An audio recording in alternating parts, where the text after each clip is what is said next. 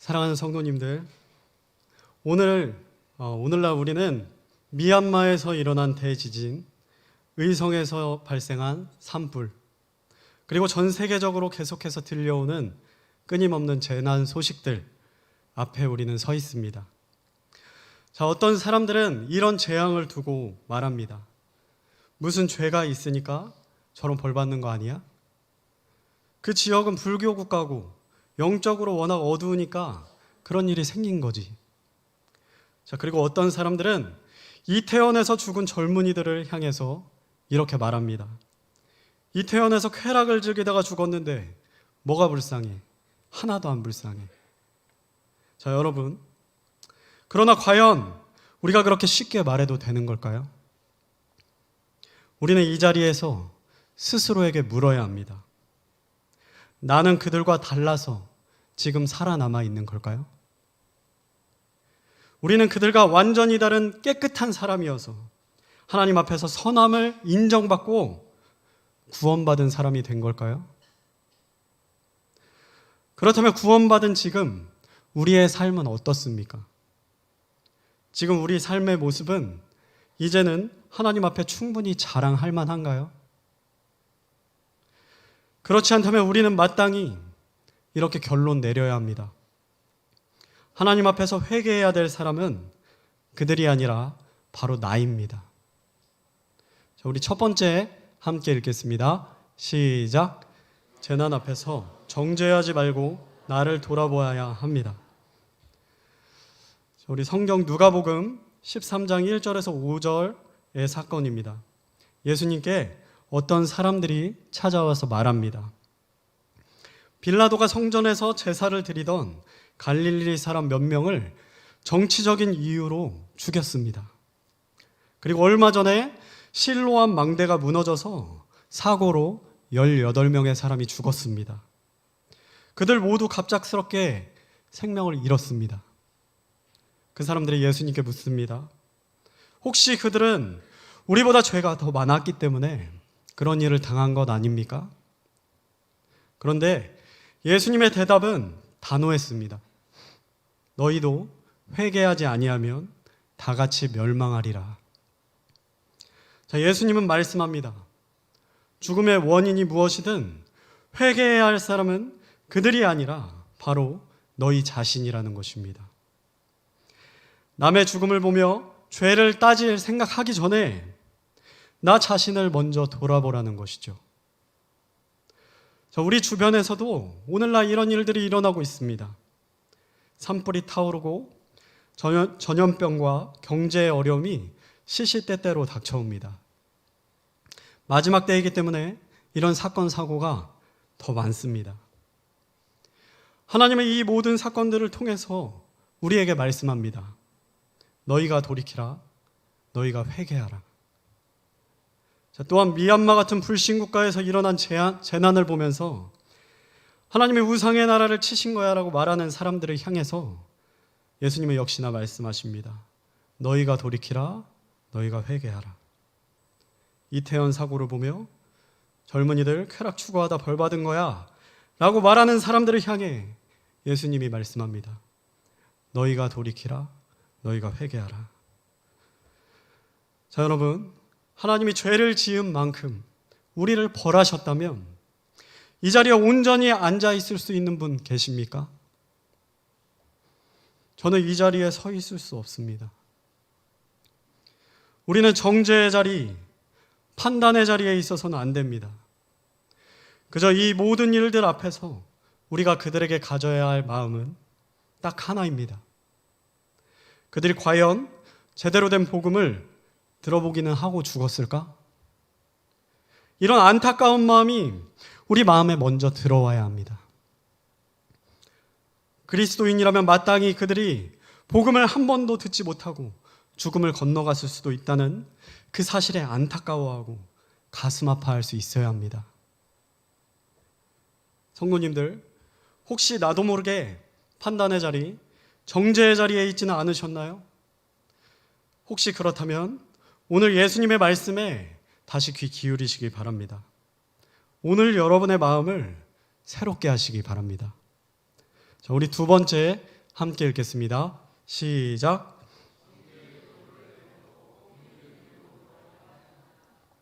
아멘.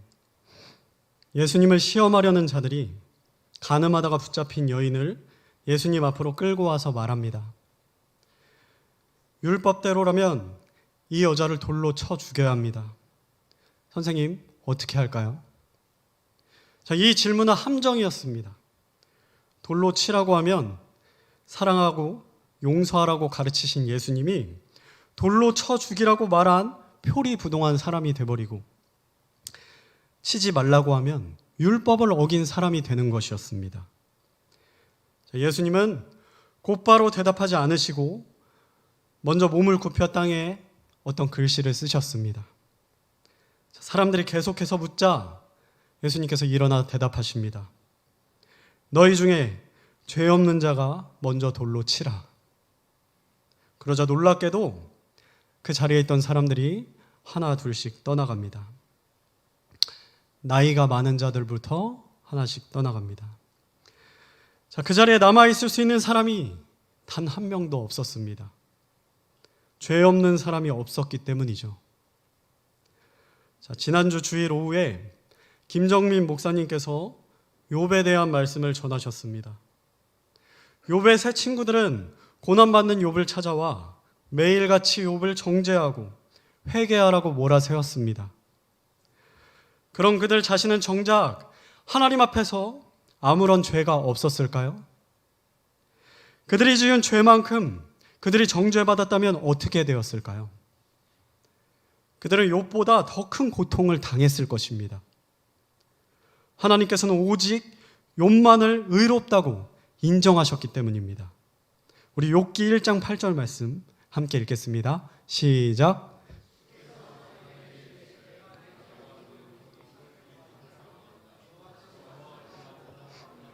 하나님을 두려워하고 악을 멀리하는 자가 땅에 없느니라 하시니라. 아멘. 욥의 친구들이 고난 가운데 있지 않았던 것은 그들이 하나님 앞에 인정받을 만큼 의로웠기 때문이 아닙니다. 그저 하나님의 은혜가 그들에게 있었기 때문이죠. 오늘날도 질병으로 고통받고 갑작스러운 사고로 고통받는 이들을 향해서 믿음이 없어서 그래, 무슨 죄를 지어서 그렇지, 자, 이렇게 쉽게 말하는 사람들이 있습니다. 그러나 주님은 우리에게 말씀하십니다. 그러는 너는 진정 죄가 없느냐? 너희도 회개하지 아니하면 다 같이 멸망하리라. 자, 여러분, 죄 없는 자가 돌로 치라는 주님의 말씀을 듣고 정말 끝까지 그 자리에 남아서 돌을 들고 서 있을 수 있겠습니까? 사랑하는 성도님들, 우리는 바울을 닮아야 합니다. 땅끝까지 오가며 온갖 핍박을 당한 바울은 자기 자신을 향해 뭐라고 말했습니까?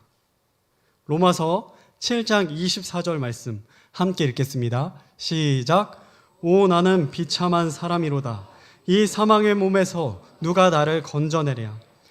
이어서 디모데전서 1장 15절에 노란색 글씨만 함께 읽겠습니다. 시작. 죄인들 중에 내가 우두머리니라. 아멘. 자, 바울은 자신을 비참한 사람이라고 말합니다. 자신을 죄인들 중에 우두머리라고 고백합니다. 자기 마음속이 너무나 더럽다는 것입니다. 자신을 죄인 중에 우두머리라고 말한 바울이 다른 사람의 허물을 쉽게 지적할 수 있었을까요? 자, 그런데요, 여러분, 바울이 정말 그렇게 큰 죄를 지었던 걸까요? 바울은 가말리엘의 문화생이었습니다. 그 누구보다 율법을 철저히 지키며 살았던 바리새인 중에 바리새인이었습니다. 웬만한 사람은 바울처럼 살지도 못한다는 것이죠. 사람들의 눈으로 볼 때 그는 죄인 중에 우두머리가 아니라 의인 중에 우두머리로 보였을 것입니다. 자, 복음을 믿은 후에도 마찬가지입니다. 온갖 고난을 당하면서도 복음을 전하느라고 정작 죄를 지을 시간 많지 않았습니다. 그런데 바울은 복음 앞에서 자기 마음속에 교만, 미움, 욕망이 여전히 가득 들어차 있다는 것을 깨닫게 됩니다. 내 안에는 선한 것이 거하지 않는다. 그는 마음속의 치열한 싸움 속에서 스스로를 가장 큰 죄인으로 여긴 것입니다. 자, 이렇게 복음을 깊이 생각하는 사람일수록 자신의 죄를 더 깊이 깨닫게 됩니다.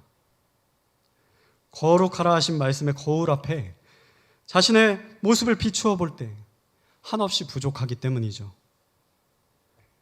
나는 이만하면 착한 사람이다. 나는 예수님 믿기 이전과 완전히 변했다. 이렇게 생각할 수가 없다는 것입니다. 나는 여전히 부족하다. 하나님께서 여전히 내 삶에 받으실 만한 것이 아무것도 없다. 오늘 이 자리에 있을 수 있는 것 오직 하나님의 은혜이다. 복음을 깊이 생각하는 사람은 이렇게 생각할 수밖에 없습니다. 그는 그렇게 하나님을 찬양하고 하나님께 면류관을 올려드릴 수밖에 없는 것이죠. 자신의 부족함과 연약함을 알고 하나님 앞에 상한 마음을 갖는 그런 사람들은 함부로 다른 사람 정죄하지 않습니다. 오히려 그럴 때일수록 자기 자신의 연약함을 바라보면서 내가 잘못한 만큼 정죄받지 않은 것이 오직 하나님의 은혜다. 이렇게 고백한다는 것입니다. 사랑하는 여러분, 정죄는 인간이 누릴 수 있는 권리가 아닙니다.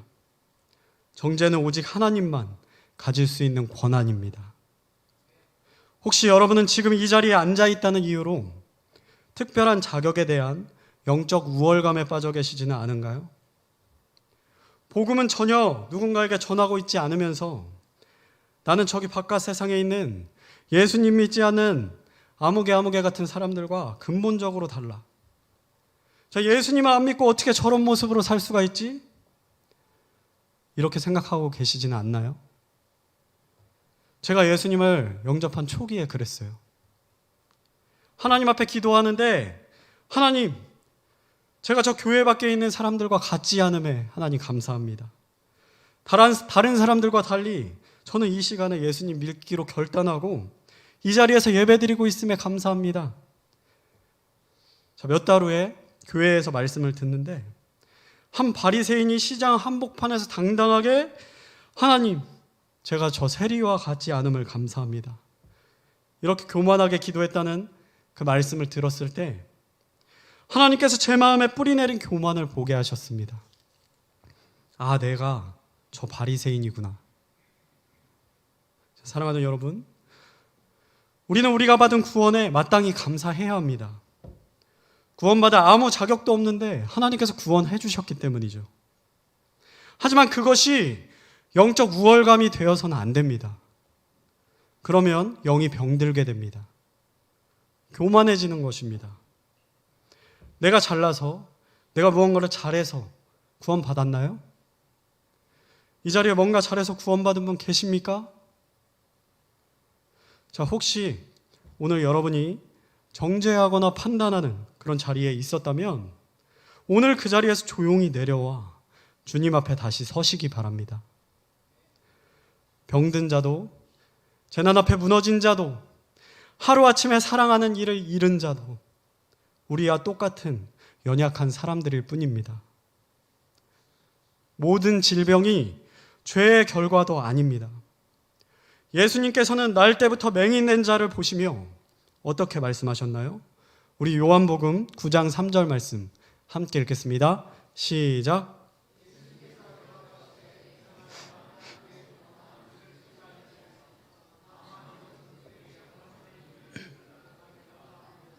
아멘.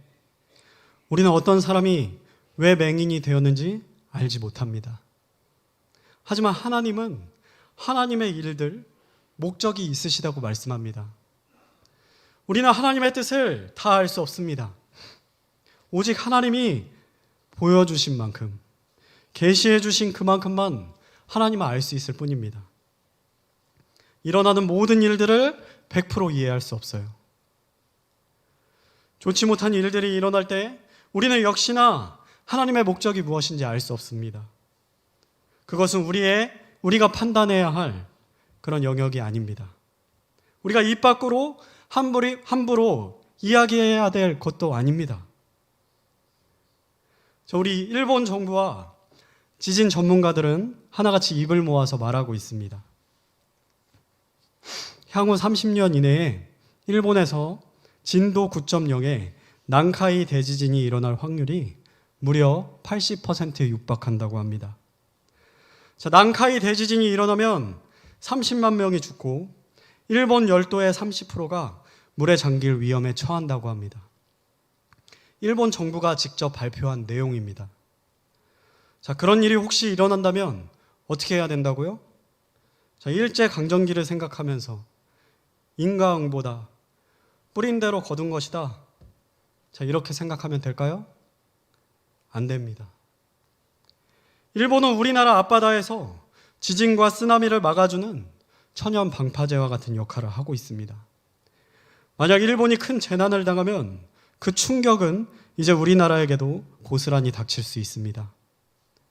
그러니 혹시 난카이 대지진이 일어나더라도 행여나 우리 마음 한켠에 잘 됐다, 그런 생각이 스쳐 지나간다면 오늘 말씀을 기억하시고 주님 앞에 먼저 우리의 마음부터 살펴야 합니다.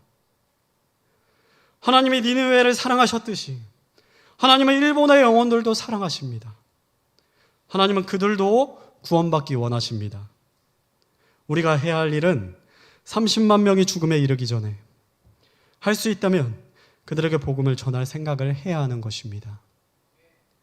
니느웨에 가서 닥쳐올 재난을 경고해야 하는 것입니다. 사랑하는 성도님들, 고통 중인 사람을 정죄하고 싶은 마음이 마음속에서 올라온다면 스스로 이렇게 자문하시기 바랍니다. 나는 현재 누구에게 복음을 전하고 있는가?